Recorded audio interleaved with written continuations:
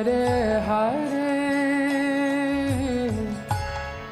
Hare Rama, Hare Rama, Rama Rama, Hare Hare.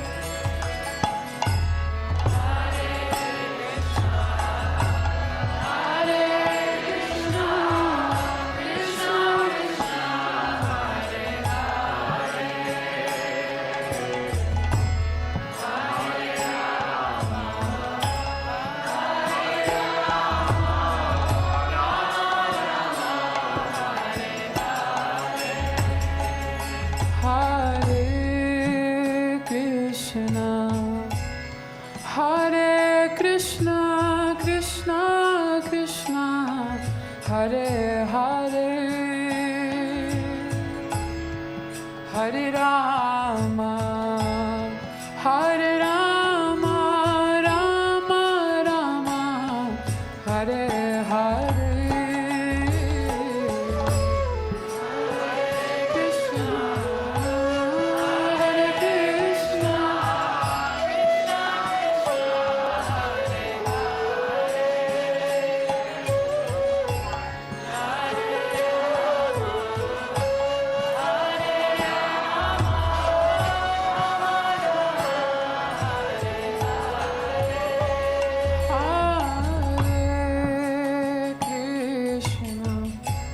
Hare Krishna, Krishna Krishna, Hare Hare, Hare Rama, Hare Rama, Rama Rama, Hare Hare, Hare Krishna,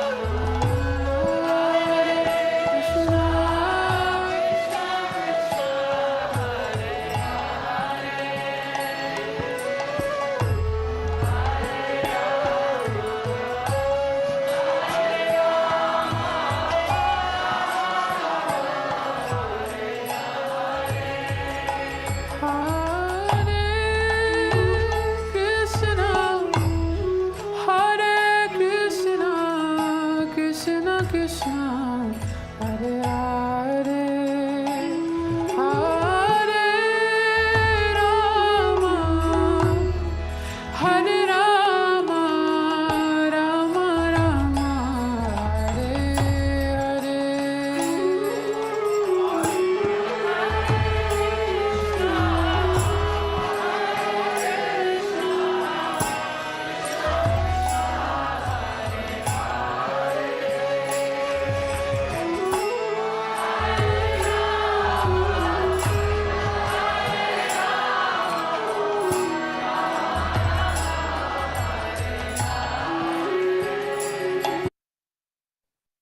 Hare Krishna devotees, please accept my humble obeisances. All glory to Srila Prabhupada.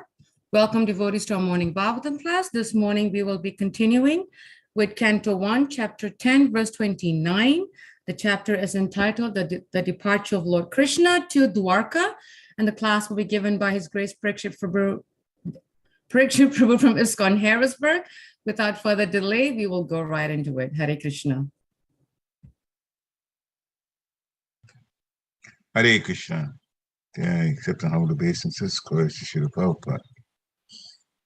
Jaya Radha Madhava Kunja Bihari, Jaya Radha Madhava Kunja Bihari, Jaya Radha Madhava Kunja Bihari, Jaya Radha Madhava Kunja Bihari, Jaya Gopi Janavallabha Girivada Dari, Jaya Gopi Janavallabha Girivada Dari, Yashoda Nandana Vrajajana Ranjana, Yashoda Nandana Vrajajana Ranjana,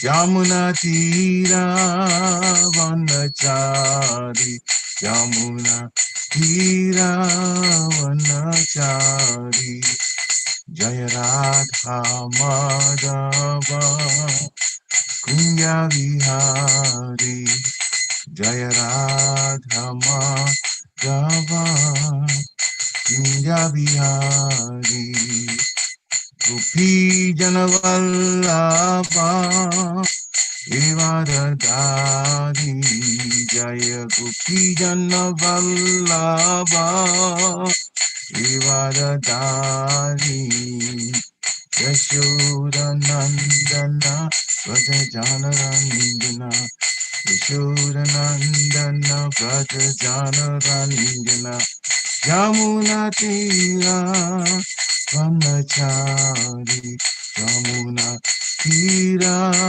Vanachari, Hare Krishna, Krishna Krishna, Hare Hare, Hare Rama, Rama, Rama Rama, Hare Hare. Hare Krishna, Krishna Krishna, Hare Hare, Hare Rama,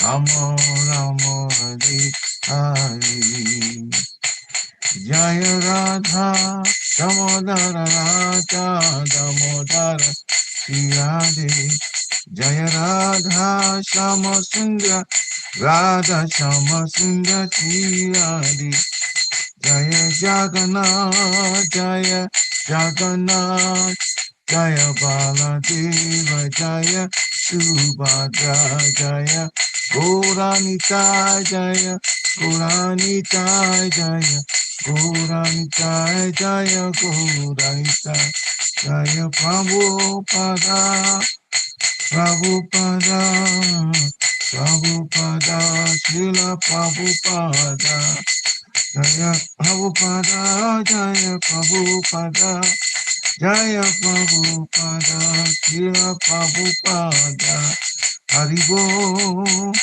Haribo, Haribo, Nitai Gora, Haribo, Nitai Gora, Haribo, Haribo, Haribo, Nitai Gora, Haribo. Jayam Vishnupad Paramhansa Privajikacharya, Astotara Satya Shishimada's Divine Grace, H.G. Bhaktivedanta Swami Shri Prabhupada Ki Jai. Jayam Vishnupad Paramhansa Privajikacharya, Astotara Satya Shishimada's Divine Grace, Srila Bhakti Siddhanta Saraswati Thakur Maharaj Prabhupada Ki Jai. Ananta Koti Vaishnavini Ki Jai. Nama Charja Shri Haridas Thakur Ki Jai. ISKCON Founder Charja Shri Prabhupada Ki Jai. प्रेम से कहो श्री कृष्ण चैतन्य प्रभु नित्यानंद श्री द्वैत गदाधर शिवाचार्य हरि गौर भक्तवृंद की जय। श्री श्री राधा कृष्ण गोप गोपीनाथ श्याम कुंड राधा कुंड गिरि गोवर्धन की जय। वृंदावन धाम की जय, मथुरा धाम की जय, नवद्वीप धाम की जय, जगन्नाथपुरी धाम की जय, जगन्नाथ स्वामी की जय, गंगा माई की जय, जमुना माई की जय, तुलसी देवी की जय, भक्ति देवी की जय, सामवेद भक्तवृंद की जय। Nitai Gaura Premanande, Hari Hari Hari Bo. All glories to the assembled devotees, Hare Krishna. All glories to the assembled devotees, Hare Krishna. All glories to the assembled devotees, Hare Krishna. All glories to the lotus feet of Shri Shri Guru and Gaura and the Lord Shri Prabhupada. Namo Vishnu Padaya Krishna Prasthaya Bhutane Srimati Bhakti Devi Swami. Namaste Krishna Padaya Prabhupada Satakam Sri Gaura Karma Shakti. Narayana Namaskritya Narunchevam Narottamam Devim Saraswati Vyasam Tato Jayam Udirayat Nashcha Prayesu Abhadresu Nityam Bhagavata Sevaya Bhavata Uttama Shloke Bhaktir Bhavati Naishtiki Om Namo Bhagavate Vasudevaya Om Namo Bhagavate Vasudevaya Om Namo Bhagavate Vasudevaya. Hare Krishna, good morning, dear devotees. Please accept our humble obeisances. All glories to Srila Prabhupada, glories to Gurudev. So this morning's text is from Srimad Bhagavatam, Canto 1, Chapter 10, Text 29. Yavirya Sukena Hrita Swayamvari Pamatya Chedya Pramukha Hishushmina Pradumya Sambhamba Sutta Dayopara Yaschahrita Bhoma Vade Sahasra Sam Yavirya Sulkena Hrita Swayamvare Pramatya Chedya Pramukhan Hishushmina Pradumya Sambhamba Sutta Dayopara Yaschahrita Bhoma Vade Sahasrasa Yavirya Sukena Hrita Swayamvare Pramatya Cheda Pramukha Hishushmina Pradumya Sambhava Sutta Dayopara Yaschahrita Bhoma Vade Sahasrasa. Hare Krishna. Yaviryasulkena hrita swayamvare pramatya chaitya pramakhan hi sushminaha pradyumna sambamba sutadayo para yascha hrita bhaumavadi sahasrasha. Yavirya Sukhena Rita Swamyamvare Pramatya Chaitya Pramukhan Hishushmina Pradumya Sambamba Sutadayo Para Yascha Rita Bhoma Vade Sahasrasha. Anyone else? Yavirya Sukena Hrita Swayamvare Pramatya Chetya Pramukhan Hishushminaha Pradyumna Sambhamba Suttarayo Para Yaschahrita Bhoma Vade Sahasrashaha. Anyone else?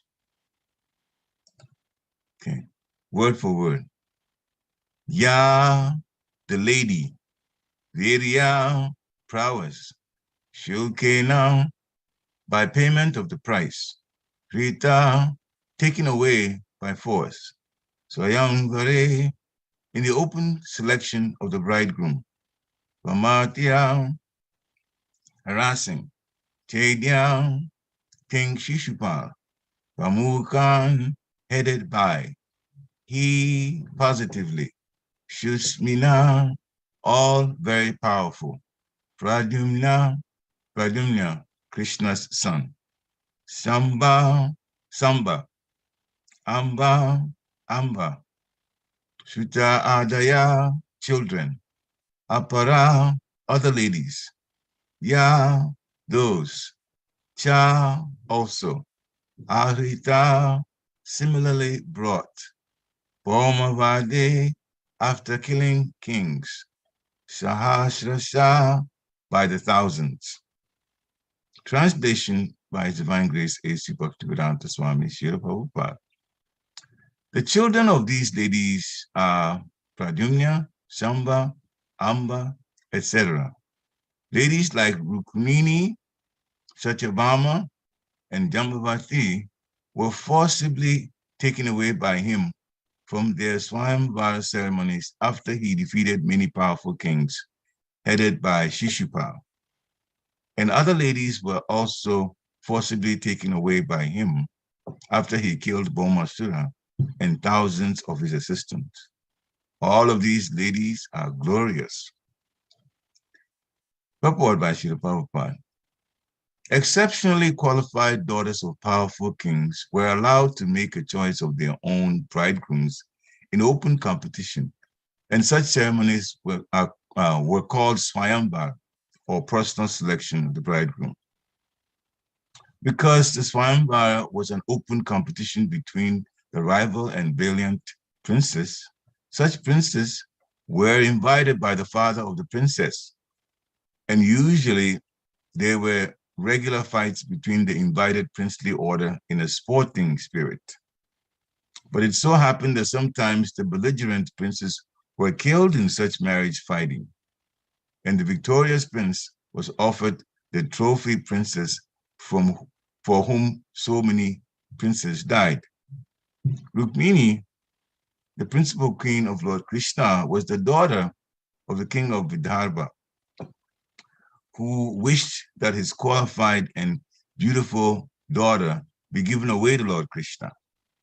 But her eldest brother wanted her to be given away to King Shishupal, who happened to be a cousin of Krishna. So there was open competition. And as usual, Lord Krishna emerged successful after harassing Shishupal and other princes by his unrivaled prowess. Rukmini had 10 sons, like Pradyumna. There were other queens also taken away by Lord Krishna in a similar way. Full description of this beautiful booty of Lord Krishna will be given in the 10th canto. There were 16,100 beautiful girls who were daughters of many kings and were forcibly stolen by Bhaumasura, who kept them captive for his carnal desire. These girls prayed piteously to Lord Krishna for their deliverance, and the merciful Lord, called by their fervent prayer, released them all by fighting and killing Bhaumasura. All these captive princesses were then accepted by the Lord as his wives, although in the estimation of society, they were all fallen girls. The all-powerful Lord Krishna accepted the humble prayers of these girls and married them with the adoration of queens. So altogether, Lord Krishna had 16,108 queens at Dwarka, and in each of them he begot 10 children. All these children grew up, and each had as many children as the father. The aggregate of the family numbered 10 million. Oma Ginati Miranyasya, Gyana Gyana Shalakaya, Chakshu Amilitam Yena Tasmai Sri Guruve Namaha, Sri Chaitanya Manobhistam Stapitam Yena Bhutale, Vayam Rupa Kadamayam Darati Swapadantikam. Vandeham Sri Guru Sri Yuta Padakamalam Sri Guru Vaishnavam Scha, Sri Rupa Sagajatam Sahagana Raghunatam Vitam Tam Sajivam, Sadvaitam Savadutam Parijana Sahitam Krishna Chaitanya Devam, Sri Radha Krishna Pada Sahagana Lalita Sri Vishakam Vitamscha. He Krishna Karuna Sindhu Dina Bandhu Jagat Pate Gopesha Gopika Kanta Radha Kanta Namosute Tapta Kanchana Gourangi Radhe Vrindavaneshwari Vishabhanu Sute Devi Panamani Hari Priya Vanchakapa Taruvescha Kripa Sundibya Evacha Patitanam Pavanevyo Vaishavevyo Namo Namaha. Jai Shri Krishna Chaitanya Prabhu Nityananda Sri Advaita Gadadhar Siva Shari Gaura Bhaktivinoda. Hare Krishna, Krishna Krishna, Hare Hare. Hare Rama, Rama Rama, Hare Hare. Hare Krishna, Krishna Krishna, Hare Hare. Hare Rama, Rama Rama, Hare Hare. Hare Krishna, Krishna Krishna, Hare Hare. Hare Rama, Rama Rama, Hare Hare. Namo Om Vishnu Padaya Krishna Peshtaya Bhutale Srimati Bhaktivedanta Swamini Tinamini. Namaste Saraswati Devi Gauravani Pracharini Nirvishesha Sunyavadi Paschatiyadi Shatari. Namo Mahavaranyaya Krishna Prema Padayate Krishnaya Krishna Chaitanya Namni Gurachise Namaha. Ananda Lilamaya Vigrahaya Himadya Divacha Vishandaraya Tasmi Mahaprema Raspadaya Chaitanya Chandraya Namo Namaste. Chaitanya Chandraya Namo Namaste. Chaitanya Chandraya Namo Namaste. Chaitanya Chandraya Namo Namaste. Hare Krishna. The text, again, English translation is, the children of these ladies are Pradyumna, Shamba, Amba, etc. Ladies like Rukmini, Satyabhama, and Jamavati were forcibly taken away by him from the Swayamvara ceremonies after he defeated many powerful kings, headed by Shishupal. And other ladies were also forcibly taken away by him after he killed Bhaumasura and thousands of his assistants. All of these ladies are glorious. Hare Krishna. So The ladies that were in Hastinapur on the rooftop of buildings, looking at Krishna, and Krishna, the name itself means all attractive. Krishna was definitely on the minds of these ladies. And not only were they seeing him, but they were also talking about a lot of things about him. And in this particular text, they were talking about Krishna's marriage, Krishna's children, Krishna's queens, and even how he got married to them. 16,108 of them. 16,100 of them have been captured by this Asura called Bhaumasura. And as Srila Prabhupada explains in the purport, Bhaumasura had the intention of satisfying his carnal desire, using them for their sense gratification, his sense gratification. 16,100 girls, young ladies who were the daughters of kings after he had defeated them. So, Srila Prabhupada says, all of these ladies are glorious. All of them, all the queens are glorious. Krishna is in conjugal relationship, the conjugal ras with these queens. There's Parakiya and also Swakiya ras. So the Swakiya ras is that relationship of conjugal love where the queens are married. So those women were married to him. They were in Dwarka, and there's so many things about Dwarka itself that's absolutely wonderful.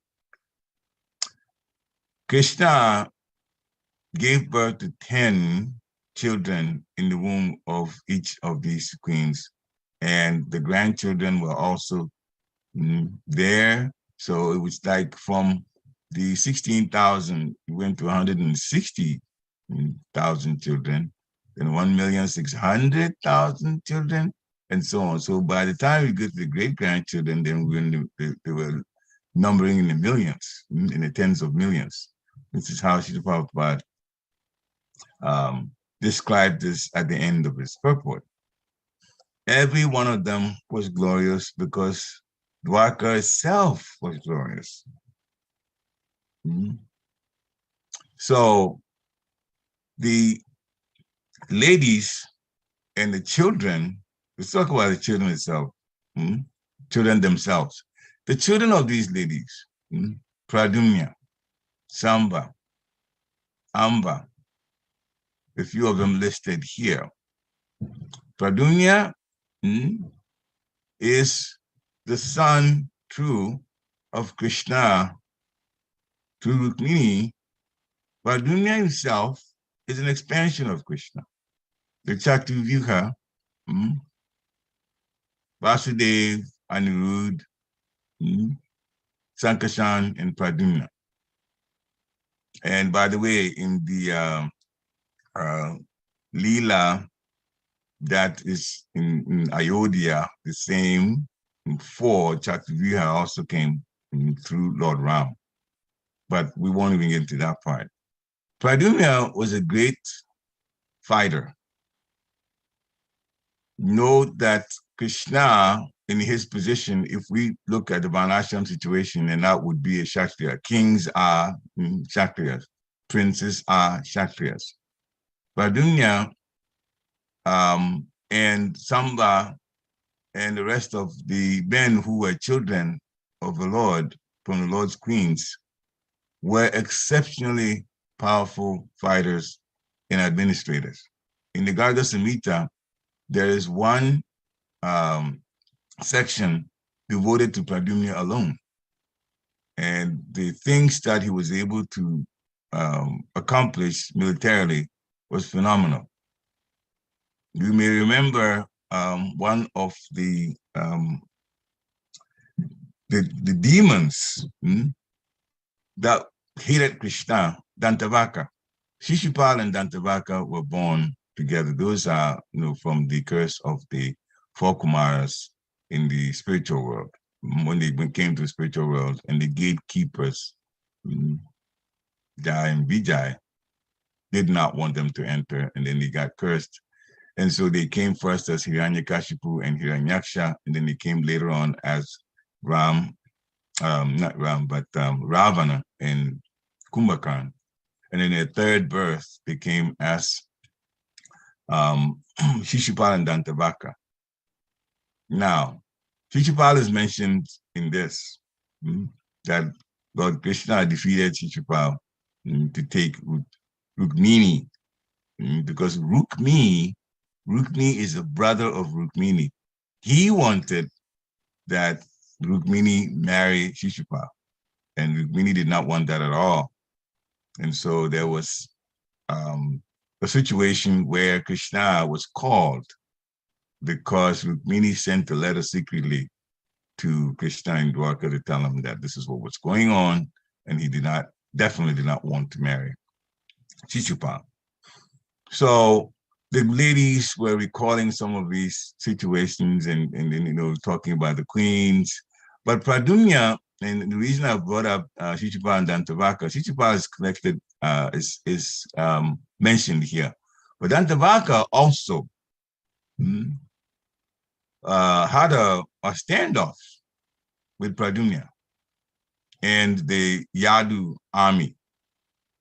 And that's described in Garga Samhita. Pradyumna was extremely powerful chariot fighter. And Dantavaka was also a very, very powerful asura. And Pradyumna was actually going from one province to another in India. And the kings, either they submit to him or there would be a fight. And this is quite common, the way if one particular person decides to dominate, then the other kings some of them that refuse, then there will be some sort of fight. But the way it's described in the Garga Samhita, it was very interesting that some of the kings, they just bowed, offered obeisances to Pradyumna, and also the whole army, and the others, they gave gifts even, and they gave very, significant gifts to Pradyumna, and Pradyumna would accept it, and then they would go to another state and so on, and then keep like that. This was the plan for Dwarka and the Yadu army to go around and exert the final dominance of Dwarka over the rest of India. Now, that was to their benefit anyway. It was to their benefit because if Krishna is the head, and Pradyumna and the rest of them, who are all expansions of the Lord, are the ones that are in control, then the citizens in the different places will naturally benefit from it, because from that situation, from the dominance, from the rule. And so Pradyumna was going around and facing these kings, and the one situation was the situation with Dantavaka. And Dantavaka is described as very huge. It was a huge demon. When he walked, just his steps alone, he shook the earth. He was just that powerful. Pradyumna faced him, and there was a big fight that is described in detail, how they used the maces and how they used the arrows. And finally, it's got a long story short, Pradyumna was able to bring Dantavaka down and hurt him badly. Now, if you know the Shastra, in the pastime of Krishna, it was actually Krishna that killed Dantavaka. So when Pradyumna met or faced Dantavaka, Dantavaka did not die from that fight, but he was really, really, really badly wounded.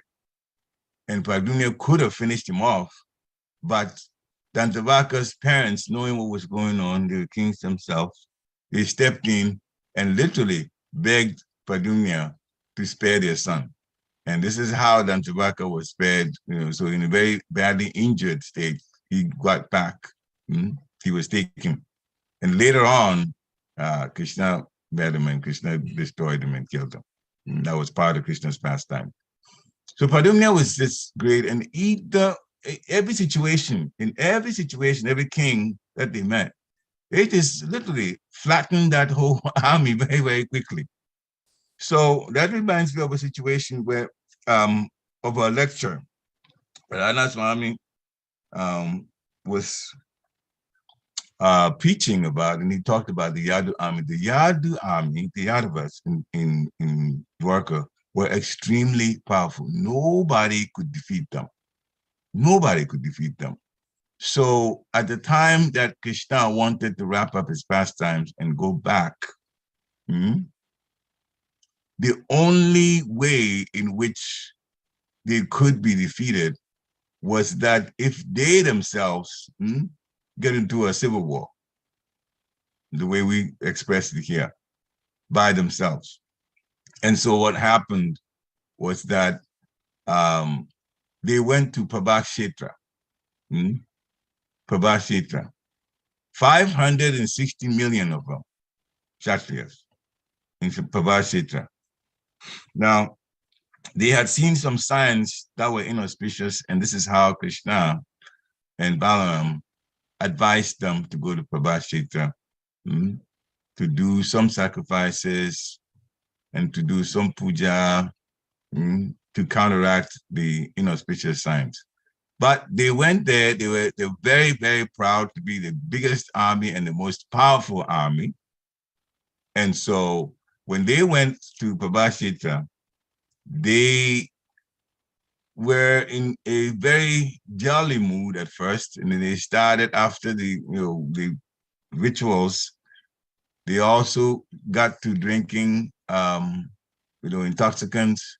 They got drunk, and then in that state, of course, when a person gets drunk, they don't think straight.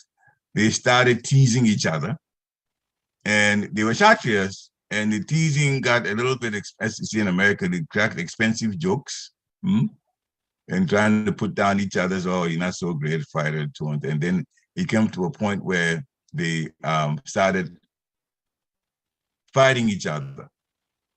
And this is how they killed each other. As a matter of fact, Krishna and Balaram were there and they tried to stop the fighting, but the soldiers, the Kshatriyas, turned on Krishna and Balaram and started fighting with them. So Krishna and Balaram had to defend themselves too. And so in that way, but this is all Krishna's plans. And in the end, these, the army, they annihilated themselves. There's actually more to it. The Samba was, cursed, and we won't get into that. It's a long story. I don't want to get too much into the pastime of that. But anyway, this is how the army was defeated. They defeated their own selves. And in leaving their bodies like that, they returned to the spiritual world. And later on, Balaram returned, and then there's another pastime with Krishna and the hunter, and how Krishna also returned. So one pastime after another, I know I've said the short form of each one of them, but they are actually, if you like pastimes involving fights, the Prabhakshetra one was very, very, very interesting. So 560 million people left Prabhakshetra, and 640 million soldiers also left in the Battle of Kurukshetra. So as far as Kshatriyas, it was 1,200,000. 1.2 million, 1,200,000,000 soldiers left and went into a better situation. But that is Krishna. And I remember one of our gurus saying that one time in Girinagri, he was saying that, and he was saying, actually chuckling about it and saying that we have a very different opinion about death from the way Krishna looks at death. We forget sometimes that we are in an area called the reformatory, the material world. And this is not our home. And so when Krishna comes to take us, we're going to have to get out of these bodies. And getting out of these bodies means death. And so Krishna looks at death as the body being discarded, because the body is a bad bargain. When you get older, you'll find out all kinds of things the body actually breaks down and starts causing problems to. Hardly expected, and things that you used to do so easily, and after the body gets old, the same thing you try to do and the body gives problems, gives pain, and it takes a while for the pain to go away too, if it does. So Krishna knows that we are in the body called a bad bargain, and the best thing to use the body for is to chant the holy names of the Lord. As yesterday we were doing it back to Riksha, the point came clear that yes, there are 9 processes, 9 major processes of serving the Supreme Personality of Godhead in devotion, in loving devotion. It was stated clearly, this is from the Chaitanya Charitamrita, that of those 9 processes, chanting is the most important. Therefore, every devotee that serves in any of the 9 processes, or any combination of the 9 processes, should also chant. It's been said that there are pure devotees who use only one of the 9 processes and concentrated on that, and were able to go back to the spiritual world. Maharaj Parikshit being one of them, hearing, Shravan, hearing. That's what he did. From Shukadeva Goswami, hearing the Srimad Bhagavatam. But in our situation, we are not pure. We cannot do any of those 9 processes purely, and therefore we are given the chance to do as many of them as possible in order to get more spiritual credits and earn the mercy of the Lord. What we have to do is do any of those processes, but do it sincerely. And the other rule is, whatever we do in the services, we also have to include chanting. So there's no getting around chanting the Hare Krishna Maha Mantra. No getting around it. Some people may go to some place in isolation and chant and chant and chant. That's one thing.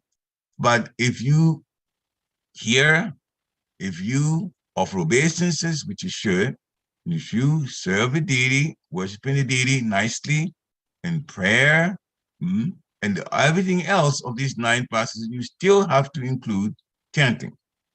And Srila Prabhupada has made it easy for us by putting the required chanting for a Vaishnava down to 16 rounds. The original amount is 64 rounds. And 64 rounds is quite purifying if you did it every day. But 16 rounds is the minimum the Srila Prabhupada says we should do. And so if you're chanting, and if you're not initiated, initiation, you have to vow to chant the minimum of 16 rounds. So if you're not initiated, and some of this thing may not be, and you're at the point where you chant some rounds a day, it should be also at the back of your mind that one day you got to get to 16 rounds. Now, 16 rounds means we are obeying the spiritual master. What spiritual master? His Divine Grace, A.C. Bhaktivedanta Swami Srila Prabhupada. He said, chant a minimum of 16 rounds. So the minimum of 16 rounds is not only chanting, but along with that goes, Srila Prabhupada said we should chant minimum of 16 rounds, and I am doing that, which means I am obeying the spiritual master's orders. And that's very important. Spiritual master is representative of Krishna. So if we obey spiritual master's orders, it means that we are obeying Krishna's orders. We are judged, we are looked at based on how we connect with the spiritual master. But there's also more to it. How we relate to each other is also very, very important. In Ramanujacharya was a pure devotee of our Lord. He, as happens to everybody that's here for a while, got old, and at some point he was on his deathbed and leaving. As you could naturally imagine, his disciples were around him and they were all morose because their guru was getting ready to leave the body. Ramanujacharya told them last advice on his deathbed. First of all, he praised them. He praised them for being so sincere in their service to him. He acknowledged that. He said, "You all have served me so nicely." And then the first advice he gave them was, the intensity and the sincerity that you use in serving me, serve yourselves like that too. Serve yourselves like that. First instruction, the others that he gave. But the greatest instruction, the first instruction says, you have to serve each other. Of course, we don't serve like you serve Guru, certain things that we do. But he said the intention behind it, the care that you give to me, give that type of care among your own selves too. Now, stop to think about that for a moment. We tend sometimes criticize people, we tend to do this, that. Sometimes we don't even think so much about the potency of or the growth level of other devotees, and we think that some people are better than others and so on. But Ramanujacharya says, serve each other with the sincerity that you use to serve Guru. That's the level that we should be at. And many of us would not think to criticize any Guru, but they will criticize each other. So we have to be careful about that. That our prayer should be, well, Ramanujacharya has said it, so dear Gurudev, dear Lord Waranga, please help me to have the kind of consciousness of service to my own senior devotees or devotees at my level, peers, or junior devotees with the kind of sincerity that I serve Guru with, the kind of sincerity that Sri Prabhupada was here that I would serve him with. That type of consciousness would lead us away from offenses. That's one, away from offenses, and also help us to grow. And when we do that, then Krishna cranks up the sweetness of Krishna consciousness. The sweetness, the internal happiness then begins to take over in our lives, and we feel quite happy. So it is important to relate to devotees very nicely, just like we would relate with that kind of sincerity to our gurus. Srila Prabhupada was saying in the purport that the Swayamvar, exceptionally qualified daughters of powerful kings, made their own choices in the bridegroom of a bridegroom when it was time to get married. So that was there. And the Swayamvar was an open competition between the rival and valiant princess. Sometimes also the princess had in mind who she wanted to marry, and even though there's Swayamvar, but it will be to the point where the princess will get her wish. So the ladies on the rooftops were talking about those types of relationships, marriage, children, and that is quite common for women to discuss. But the one thing that is special about this is, yes, there was marriage being talked about, but this is marriage to Krishna. And so the same thing that is common among even non-devotees, that is getting married and so on, now is being discussed by the ladies, but it's being discussed and it's been made into a spiritual situation, because everything that Krishna does is spiritual. One who understands my appearance and my activities as transcendental, that person doesn't return to this jail or this material world. You go back to the spiritual world. You go back to the spiritual world and they don't return. So even though the ladies were talking about it as if it was just a material thing, a situation of, yes, 16,108 queens, and they're talking about the chivalry of Krishna because he defeated all these kings and princes in order to get those queens and give a mercy to them, being especially or the 16,100, that was definitely a mercy situation because Bhaumasura was going to abuse them. And also in society, they were condemned because they were captured like that. Yet Krishna married them, and they got to relate to the Supreme Personality of Godhead and have children from the Supreme Personality of Godhead. So all of those are divine activities. Everything Krishna does is divine. In Srimad Bhagavatam, Canto 1, Chapter 8, which is prayers by Queen Kunti, text 42,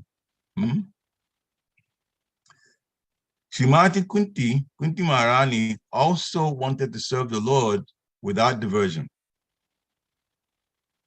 The unalloyed devotion is the ultimate goal of life.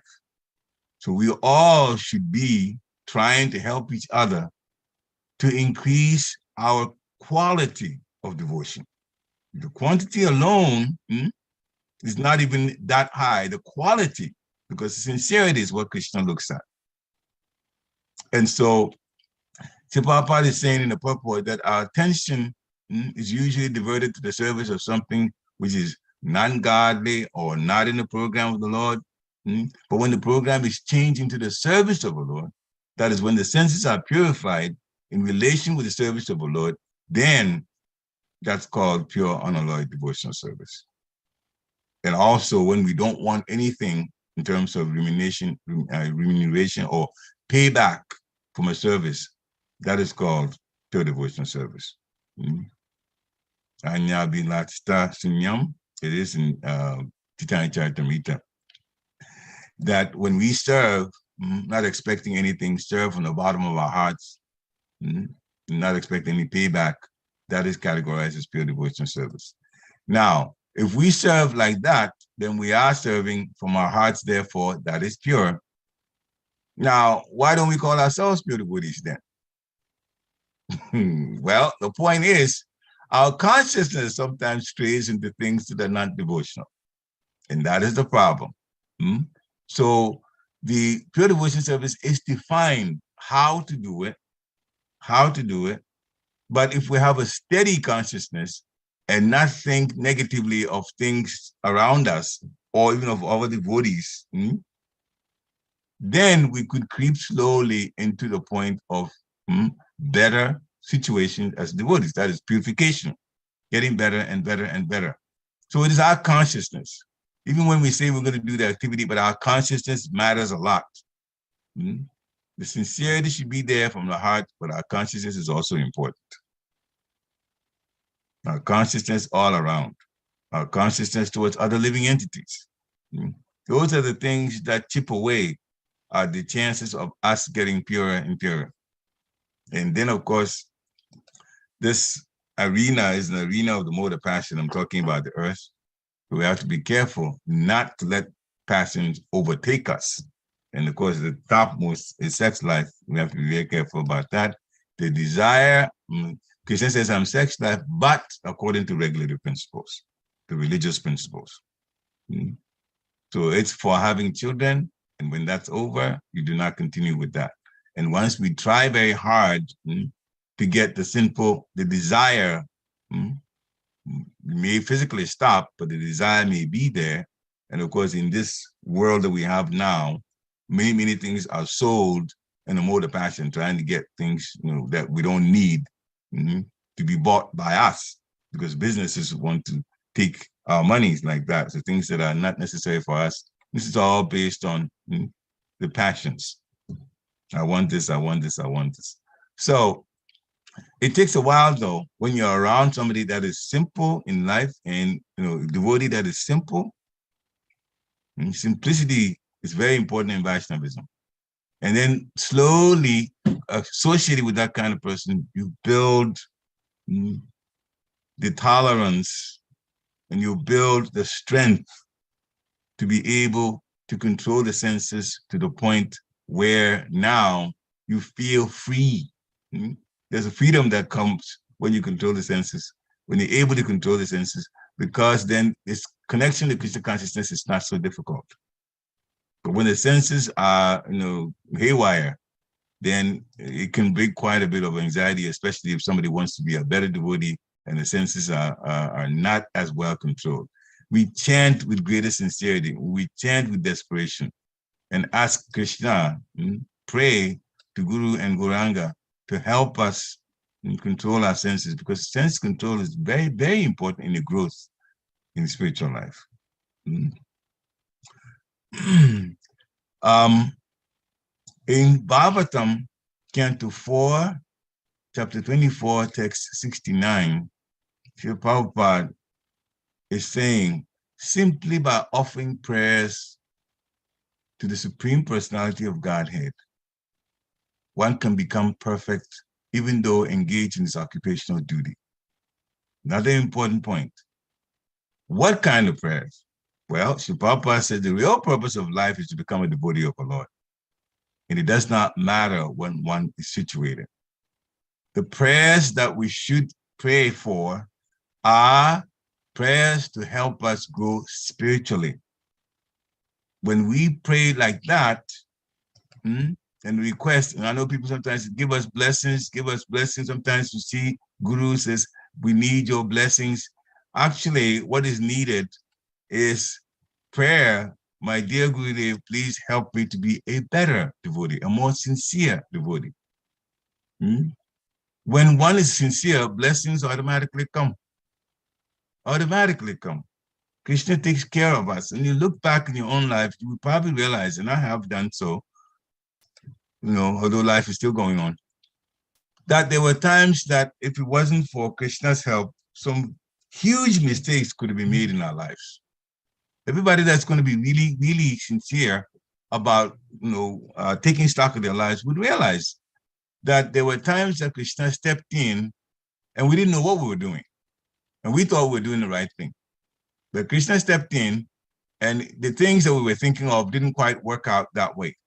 And then later on, you look back and you realize that if we had worked the way we were thinking of, that it would actually, the results would have been disastrous. Actually, Krishna took us out of what could have been potentially disastrous in our lives.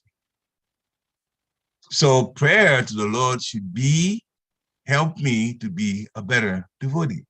Of course, the standard prayers also are there, and we use that because those are from pure devotees and they connect. And the greatest one is the Hare Krishna Maha Mantra itself. Hare Krishna, Krishna Krishna, Hare Hare. Hare Rama, Ram Ram, Hare Hare. My dear Lord Krishna, O energy of the Lord, Hare, please engage me, kindly engage me in your service. And speaking about prayer, the final pastime, Gajendra, who was Maharaj Indradumya, that later on became Gajendra, he was in a very bad situation because in the heavenly planets, he was just sporting, and in the river, he was in the lake, he was attacked by a crocodile. And he was very strong and pulled the crocodile out to the land, but the crocodile also pulled him back into the water. And this went on for years. Finally, the crocodile was gaining ground, winning, and Gajendra was getting weaker. And he plucked a lotus flower and offered it to the Supreme Personality of Godhead with his trunk. And what did he do? He started praying. He started praying in a helpless position. Just like Draupadi also prayed in a helpless position. This is the way we should be about in our prayers. Sometimes our minds tells us that, oh, we have this under control, we have that under control. Not really. Not really. Our prayer should be, we depend on you, Supreme Personality of God. We depend on you, dear Gurudev. Please help us have a better spiritual day and every day, and control our senses also. Sense control is quite important in being able to move spiritually forward. And so we should help each other. We should serve each other with the sincerity that we use in serving our spiritual masters. And we should hope to go back and take this process serious, because when we have the hope of going back to the spiritual world, then, of course, the things that it takes for us to go back to the spiritual world will be taken even more seriously by us. Associate with devotees and keep chanting with sincerity and serve according to Ramanujacharya's instruction.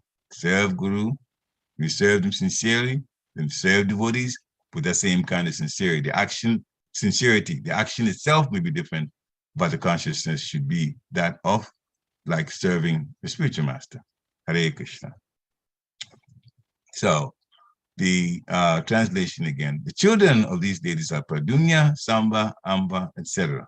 Ladies like Rukmini, Satyabhama, and Jambavati were forcibly taken away from him, taken away by him, Krishna, from their Swayamvara ceremonies after he defeated many powerful kings headed by Shishupal.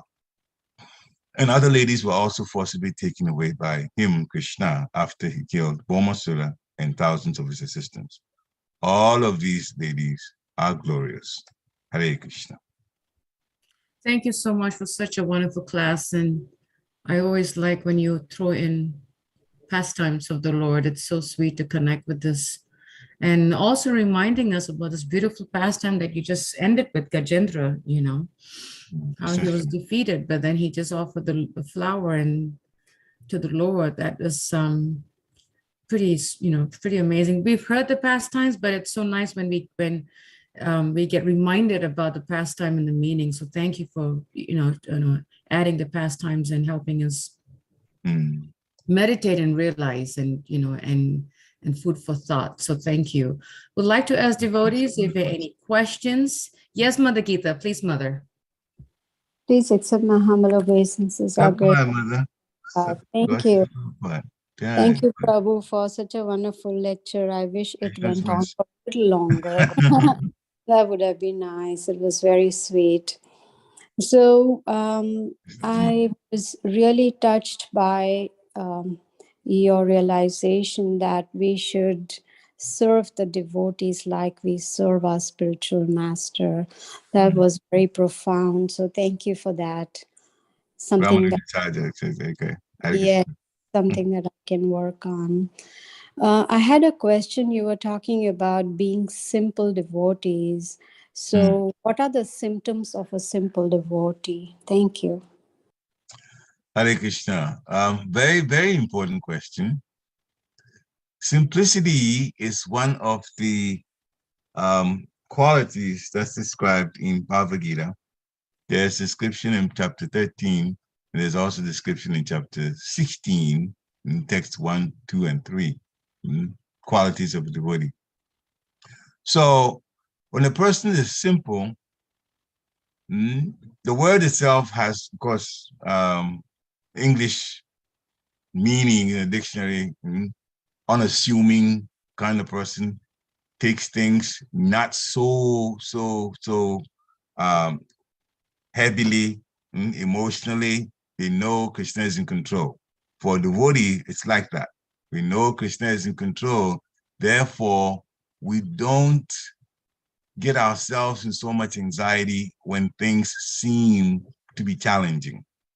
A simple person is like that. They're always aware that Krishna is in control, and therefore I'm just a servant, and I'll be used in different situations for different things. And when in fact a situation is dire or troublesome, that Krishna is there to protect.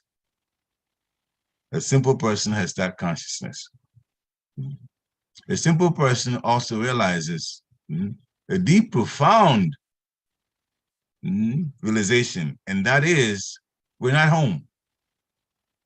We're not home. And so whatever seems to be sophisticated here, that they promise that, oh, they means the powers that be on the earth, promise that it's going to give you a better life. We don't play into that. We do not play into that. If Krishna wants to give some sort of material benefits, lack of a better word, he would do so, but we should always say, okay, I don't deserve this, but if Krishna, you've given it to me, then let me find ways to use it to serve you and to serve Guru and to serve the devotees. A simple person is always thinking about the spiritual way in which whatever is around him can be used. spiritual way. That is a beneficial way. Materially, we have to be very careful not to get carried away by what comes. A simple person also is satisfied with what they have, and they earn their living, what's good for their living honestly, and they manage with that situation. It's been said that if a person living, okay, and sometimes troubles come, nobody prays for trouble, but trouble comes. So a simple person would say, all right, so this has come, it seems to be challenging, but it is part of the Lord's plan. If it is, maybe I have done worse than this, what that I'm facing, this negative results from what I'm facing. I've done worse. It could be worse. Krishna is just giving me a token. And therefore, they will survive that. They will go through their lives. They will never blame anyone. And so this is all spiritual ways to look at it, but it's also the kind of mindset of a person that takes life simple. Simple means spiritual. Simple means not dealing too much into the material. Hare Krishna. I hope that's helpful. Absolutely. Thank you so much. Krishna's mercy, Guru's mercy. Yeah. That was a very nice question, Mother Geeta. Thank you.